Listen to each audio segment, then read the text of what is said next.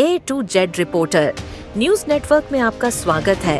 Cyberabad police ने 30 दिनों में 95 लाख मूल्य के 310 चोरी और खोए हुए मोबाइल फोन बरामद किए। मोबाइल फोन उनके मालिकों को सौंपे गए। 2023 ఏప్రిల్లో మనకు వచ్చింది. సో అప్పటి నుంచి కూడా పోలీస్ డిపార్ట్మెంట్లో ఈ సెల్ ఫోన్ని రికవరీ చేసిన తర్వాత విక్టిమ్స్ని ఒక చోట పిలిపించి వాళ్ళకు హ్యాండ్ ఓవర్ చేయడం జరుగుతుంది. సో మన తెలంగాణ పోలీస్ అంటే డీజీ గారు, తర్వాత ఆల్ డిస్ట్రిక్ట్ యూనిట్ ఆఫీసర్స్, అదేవిధంగా మన సిపి సైబరాబాద్ సార్, వీళ్ళందరూ ఏంటంటే పెద్ద ఎత్తున ప్రజలకు మనం ఉన్నాము. సో వాళ్ళ బాధలను మేము షేర్ చేసుకుంటున్నాం, వాళ్ళ విలువైన ప్రాపర్టీని ఇస్తున్నాము.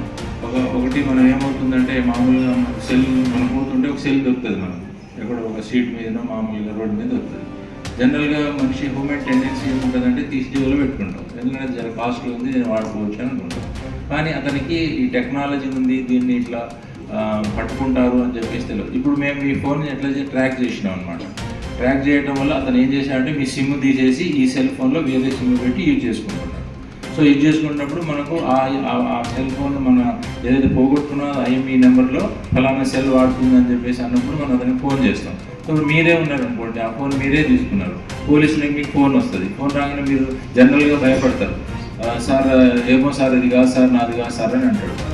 అన్నప్పుడు ఆయనకు ఆటోమేటిక్గా సైకాలజీ తెలిసిపోదబ్బా ఇదేదో ఉందిరా, ఇదేదో దొరికిపోయినట్టుంది అని అనుకుంటాడు.